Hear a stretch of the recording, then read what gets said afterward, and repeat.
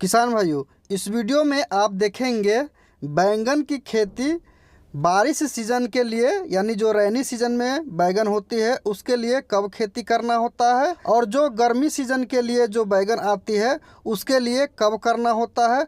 उसकी पूरी जानकारियाँ डिटेल्स में बताया गया है। इसीलिए इस चैनल को अगर आप अभी तक सब्सक्राइब नहीं किए हैं तो चैनल को सब्सक्राइब कर ले ताकि आने वाले नोटिफिकेशन आपको मिलती रहे। तो चलिए किसान भाइयों, वीडियो स्टार्ट करते हैं।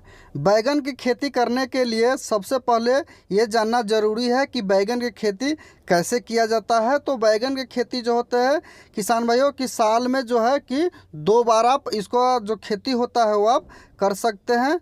तो आगे देखेंगे कि कब कब किस सीज़न के लिए कब किया जाता है। वैसे बैगन की खेती करने के लिए जिस खेत में आप बैगन की खेती करने जा रहे हैं उसको अच्छे तरीक़ा से जुताई करवा करके और भुरभुरी मिट्टी कर लेना चाहिए। और इस प्रकार से, और किसान भाइयों टेम्परेचर की बात करें तो इसके लिए टेम्परेचर जो होता है इस 21 डिग्री से लेकर के और 30 डिग्री तक अच्छा माना जाता है। वैसे 40 डिग्री टेम्परेचर तक आप इसका खेती कर सकते हैं।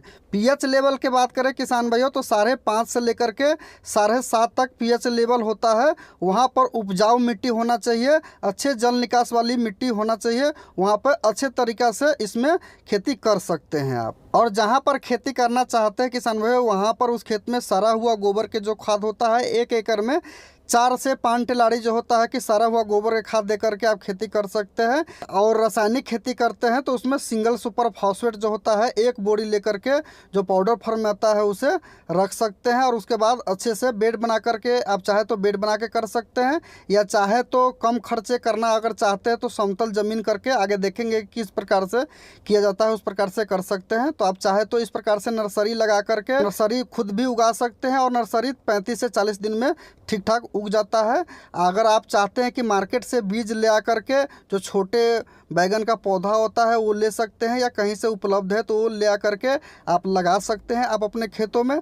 तो देख रहे हैं किसान भाइयों कि ये समतल जो ज़मीन होता है उसमें इसका जो बैगन का है वो रोपाई किया गया है, क्योंकि इसमें खर्चा जो होता है बहुत ही कम आता है। इसका लागत जो होता है बहुत ही कम आता है, क्योंकि बेड प्रिपरेशन करके अगर हम खेती करते हैं तो उसमें मल्चिंग के भी ज़रूरत पड़ जाता है। उसके लिए पन्नी का ज़रूरत पड़ता है जो पतली आती है वो लगाना पड़ता है।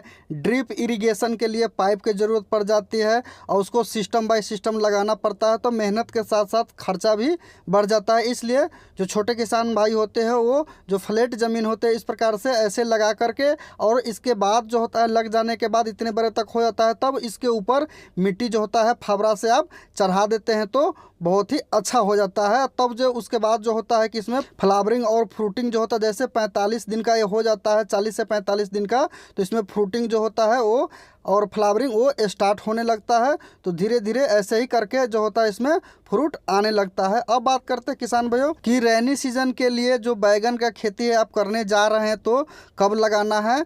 तो रैनी सीजन के लिए किसान भाइयों जो बैगन की खेती होता है, बैगन का जो पौधा होता है वो लगाना होता है जून, जुलाई और अगस्त में लगाते हैं। तो जो बारिश वाली सीज़न चल रहा होता है उसमें आपका बैगन का हार्वेस्टिंग यानी तुराई शुरू हो जाता है। और किसान भाइयों इसका लगाने का जो पौधे का डिस्टेंस होता है वो पौधे से पौधे का जो डिस्टेंस होता है वो 2 फीट रखे, और लाइन से लाइन के जो दूरी होता है डिस्टेंस होता है वो भी 2 फीट पर रख करके फिर इसकी रोपाई करें। अब आगे ये भी बात करेंगे कि इसमें कौन कौन से कीटनाशक और फफूंदनाशक दे सकते हैं। और किसान भाइयों अब बात करते हैं कि जब इसको गर्मी सीजन के लिए रोपाई कर रहे हैं तो कब रोपाई करना होता है। तो गर्मी सीजन के लिए जो होता है किसान भाइयों इसको रोपाई जो होता है कि अक्टूबर, नवंबर और दिसंबर में कर दे।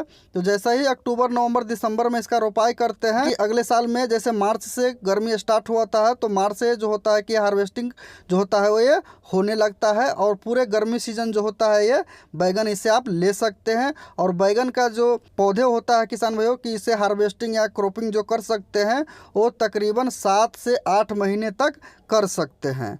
और बताते हैं किसान भाइयों कि कौन कौन से वैरायटी जो होता है कि आप लगा सकते हैं। तो किसान भाइयों कोई भी अगर आप वैरायटी लगाने जा रहे हैं तो हाइब्रिड का वैरायटी लगाए, क्योंकि उससे उत्पादन ज़्यादा आपको मिलेगी, क्वांटिटी के साथ साथ क्वालिटी भी अच्छा आती है। तो हाइब्रिड का जो सीड आता है, जैसे कि जनक सीड आता है, तो जनक सीड को आप लगा सकते हैं। जनक सीड का नर्सरी लगा करके और फिर नर्सरी से ट्रांसप्लांट करके बैगन का जो पौधा होता है वो आप अपने खेतों में लगाते हैं। और इसका जो शेप होता है जनक सीड का, वो गोल होता है किसान भाइयों, और गोल होने के साथ साथ होता है कि इसमें देखेंगे कि गहरा बैगनी रंग होता है। और किसान भाइयों वहीं पर दूसरी वैरायटी की बात करूं हाइब्रिड के, तो VN सीड्स आता है, और ये होता है कि हरे कलर का और हल्का वाइट कलर का धारी इस पर होता है। और ये गोल में थोड़ा सा लंबा शेप होता है, पूरा लंबा नहीं होता, मतलब गोला ही होता है, लेकिन हल्का ये लंबा होता है। तो इस सीड को भी लगा करके अच्छे क्वालिटी के साथ साथ अच्छे क्वांटिटी भी इससे आप